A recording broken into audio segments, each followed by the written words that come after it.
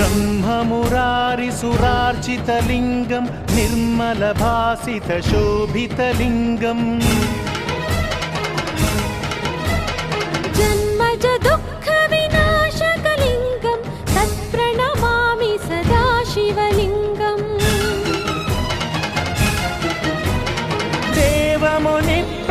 देवमुनिप्रवरार्चितलिङ्गं कामदहनकरुणाकरलिङ्गं रावणदर्पविनाशकलिङ्गं तत्प्रणमामि सदा शिवलिङ्गम्